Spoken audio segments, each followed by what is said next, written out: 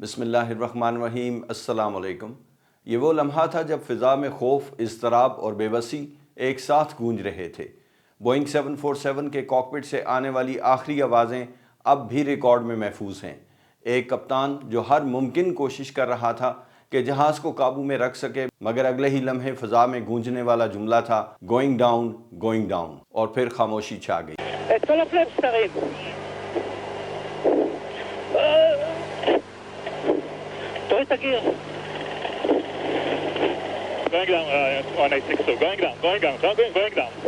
چار اکتوبر 1992 ایمسٹرڈیم کے مشہور سکپل ایئرپورٹ پر ایک کارگو بوئنگ 747 اپنی روانگی کی تیاری کر رہا تھا۔ یہ طیارہ نیو یارک سے آ کر یہاں پہنچا تھا، مگر اس سفر کے دوران اس نے 3 ٹیکنیکل مسائل کا سامنا کیا تھا: آٹو پائلٹ میں غیر معمولی اتار چڑھاؤ، ریڈیو کمیونیکیشنز میں دقت، اور دائیں بازو کے اندرونی انجن نمبر 3 کے جنریٹر میں وولٹیج کی غیر مستحکم صورتحال۔ ٹیکنیکل ٹیم نے ان سب مسائل کو وقتی طور پر حل کر دیا تھا اور فلائٹ کو اگلے مرحلے کے لیے کلیئر کر دیا تھا۔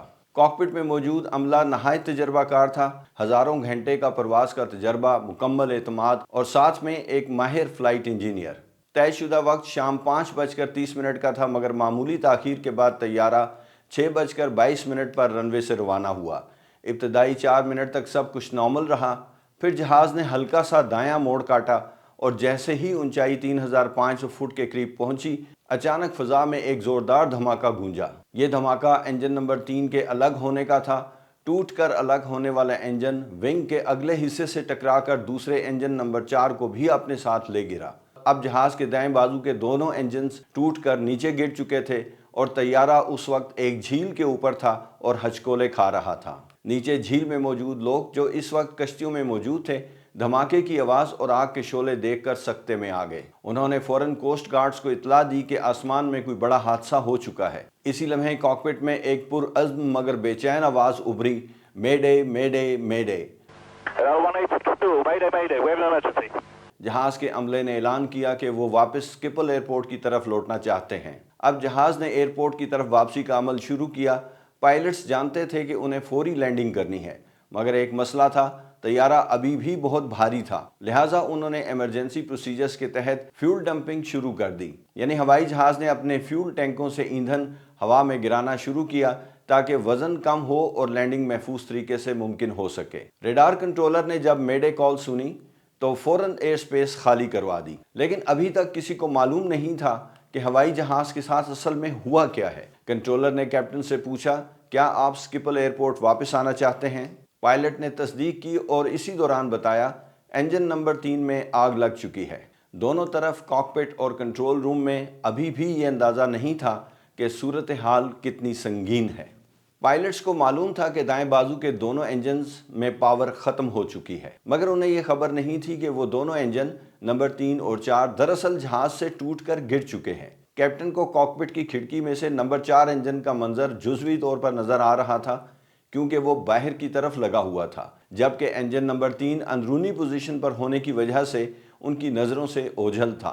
اس لیے کیپٹن ابتدا میں صرف نمبر 4 انجن کا ذکر کرتا رہا، وہی جو اس کی آنکھوں کے سامنے غائب تھا۔ اب حقیقت واضح ہو چکی تھی، دائیں بازو کی طرف کے دونوں انجن ٹوٹ کر گر چکے تھے۔ چلنے والی ہوا کی مخالف سمت ہونے کے باوجود کیپٹن نے رن وے 27 پر لینڈنگ کی درخواست کی، کیونکہ یہ سکپل ایئرپورٹ کا سب سے لمبا رن وے تھا اور لینڈنگ کے بعد طیارے کو روکنے کے امکانات زیادہ تھے۔ ریڈار کنٹرولر نے اب پہلی بار ہوائی جہاز کو اپروچ فریکوینسی پر منتقل کیا تاکہ اگلا مرحلہ شروع کیا جا سکے۔ نئی فریکوینسی پر رابطہ ہوتے ہی کیپٹن نے دوبارہ اپنی مکمل صورتحال بیان کی۔ ایک بوئنگ 747 جس کے دونوں انجن ٹوٹ کر غائب ہو چکے تھے، ایندھن فضا میں گرایا جا رہا تھا اور نیچے زمین پر سب کی نظریں آسمان کی طرف جمی ہوئی تھیں۔ اب جہاز اپروچ فریکوینسی پر چینج ہو چکا تھا، لیکن جیسے ہی رابطہ قائم ہوا، یونٹ نے پہلے ہی کال کے جواب میں اسے ایک اور فریکوینسی 118.4 پر چینج کروا دیا، یعنی میڈے کال دینے والا ہوائی جہاز جو پہلے ہی 2 مرتبہ فریکوینسی بدل چکا تھا، اب تیسری بار اپنی فریکوینسی بدل کر دوبارہ پوری صورتحال بیان کر رہا تھا۔ میرے 30 سالہ ایئر ٹریفک کنٹرول کے تجربے اور ایئرکرافٹ ایکسیڈنٹ انویسٹیگیشن ایکسپیرینس کے مطابق یہ فیصلہ ایک غلطی تھی۔ اس نازک لمحے میں پائلٹ کے لیے فریکوینسی بدلنا ایک بڑی توجہ بڑھ جانے کا سبب بنا۔ جب آپ کا جہاز 2 انجن کھو چکا ہو، ایک ونگ شدید متاثر ہو اور آپ کو زمین پر واپسی کی کوشش کرنی ہو، ایسے میں ہر لمحہ قیمتی ہوتا ہے۔ فریکوینسی کی یہ بار بار تبدیلی یقیناً پائلٹ کی توجہ ایمرجنسی ہینڈلنگ سے ہٹا سکتی تھی۔ ایسے حالات میں ہمارا اصول بہت واضح ہوتا ہے، ہم تمام دوسرے ہوائی جہازوں کو ریڈیو سائلنس کی ہدایات دیتے ہیں۔ All aircraft maintain radio silence. We have an emergency aircraft. اور اگر ضرورت پڑے تو ایمرجنسی ہوائی جہاز کو صرف ایک مرتبہ فریکوینسی چینج کروائی جاتی ہے۔ اس کے بعد ہر متعلقہ یونٹ اپنے ٹیونیبل سیٹ سے اس فریکوینسی کو سن کر ہوائی جہاز کو ہینڈل کر سکتا ہے تاکہ پائلٹ کی ڈسٹریکشن کم سے کم ہو۔ اب ہوائی جہاز تقریباً 7 ناٹیکل مائلز کے فاصلے پر اور 5000 فٹ کی بلندی پر تھا۔ براہ راست لینڈنگ اب ممکن نہیں رہی تھی، اس لیے کنٹرولر نے ہوائی جہاز کو ایک رائٹ ہینڈ ٹرن دیا تاکہ اونچائی کم کی جا سکے۔ لیکن یہاں بھی ایک اور فیصلہ میرے تجربے میں غلط سمت میں گیا۔ ایمرجنسی سچویشن میں کنٹرولر کو پائلٹ سے مشورہ کرنا چاہیے تھا کہ وہ خود کیا چاہتا ہے، کیونکہ ایسے لمحات میں ہر فیصلہ شارٹسٹ روٹ ٹو رن وے کے مطابق ہونا چاہیے تھا۔ ہوائی جہاز کو غیر ضروری موڑ دینا خطرناک ہو سکتا تھا۔ اب یہی وہ مقام تھا جہاں حادثے کا امکان بڑھ گیا۔ کہا جاتا ہے کہ کچھ دیر بعد ایک سینئر کنٹرولر نے ذمہ داری سنبھال لی۔ اس نے فوراً ریڈیو پر رابطہ کیا اور پائلٹ سے وہی سوال پوچھا جو کسی بھی اپروچ کنٹرولر کے لیے سب سے اہم ہوتا ہے: آپ کو کتنا فاصلہ درکار ہے؟ How many track miles do you require؟ یہ سوال بہت اہم تھا۔ اس پر کنٹرولر طے کرتا ہے کہ ہوائی جہاز کو رن وے کے قریب یا دور کہاں پوزیشن دینی ہے۔ پائلٹ نے ذرا کنفیوزڈ انداز میں جواب دیا: I require 12 miles final۔ یعنی مجھے رن وے کی سیدھ میں 12 میل کے فاصلے پر پلیس کر دیں تاکہ میں وہاں سے فائنل اپروچ شروع کر سکوں۔ یہ لمحہ فیصلہ کن تھا، کیونکہ اب سب کچھ اس ایک ہدایت پر منحصر تھا کہ جہاز کو کہاں اور کیسے پوزیشن کیا جائے۔ اب جہاز اپنی فائنل اپروچ کی پوزیشن کے قریب تھا۔ پائلٹ کی خواہش کے مطابق اسے رن وے کی سیدھ میں 12 میل کے فاصلے پر پلیس کیا جا چکا تھا۔ کنٹرولر اب یہ سمجھنے کی کوشش کر رہا تھا کہ آیا جہاز اپنی موجودہ اونچائی ان 12 میل کے اندر کم کر پائے گا یا نہیں، یا پائلٹ کو زیادہ فاصلہ درکار ہے تاکہ وہ آرام سے ڈسینڈ مکمل کر سکے۔ یہی وہ لمحہ تھا جہاں ایک غلط فہمی یا کمیونیکیشن گیپ خطرناک ثابت ہوا۔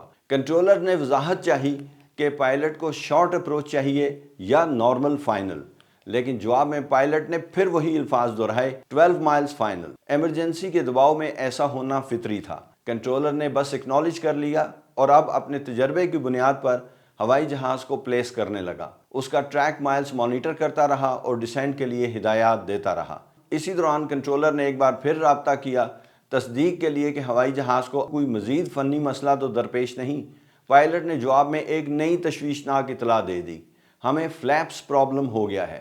یہ اطلاع بہت اہم تھی کیونکہ گراؤنڈ ٹریفک یونٹس کو اس کے مطابق اپنی ایمرجنسی لینڈنگ کی تیاری کرنی تھی۔ اب ریڈار کنٹرولر نے ہوائی جہاز کو فائنل اپروچ کے لیے کلیئر کر دیا۔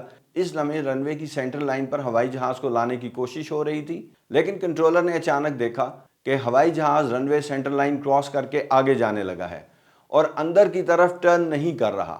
فوراً اس نے پائلٹ کو نئی ہیڈنگ دی اور وارننگ دی کہ آپ لوکلائزر کراس کر رہے ہیں۔ یہ لمحہ انتہائی نازک تھا۔ ایک ایک میل اب زندگی اور موت کے درمیان فرق بن چکا تھا۔ کیپٹن ہوائی جہاز کے کاکپٹ میں ہوائی جہاز کو سنبھالنے کی بھرپور کوششیں کر رہا تھا۔ اگر 747 اس سینٹر لائن سے ہٹ جاتا تو واپس ٹرن لے کر سیدھ میں آنے کے لیے کم از کم 8 سے 9 میل کا فاصلہ درکار ہوتا، اور ایندھن، وقت اور ہوائی جہاز پر پائلٹ کا کنٹرول تینوں ہی اب ختم ہو رہے تھے۔ اسی لمحے پائلٹ کی آواز ریڈیو پر گونجی: ہمیں کنٹرول پرابلم ہو گیا ہے۔ اب ہوائی جہاز رائٹ کی جانب رول کرنے لگا، پہلے 90 ڈگری اینگل پر اور پھر مکمل طور پر الٹا ہو گیا۔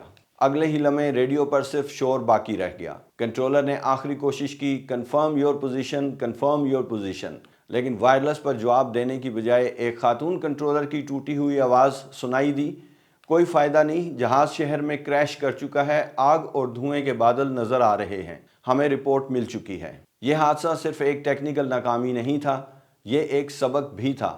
اگر فریکوینسی تبدیلیاں کم ہوتیں، اگر ڈسینڈ بروقت مینیج کیا جاتا، اگر فائنل اپروچ شارٹ رکھی جاتی، تو شاید 4 منٹ پہلے ہی یہ ہوائی جہاز رن وے پر لینڈ کر چکا ہوتا۔ اگر آپ کو یہ ویڈیو معلوماتی اور سبق آموز لگی ہو تو اسے لائک اور شیئر ضرور کیجیے گا، اور چینل کو سبسکرائب کیجیے تاکہ آپ کو اگلی ایویشن سٹوریز سب سے پہلے ملیں۔ نیکسٹ ویڈیو تک کے لیے اجازت چاہتا ہوں۔ اللہ حافظ۔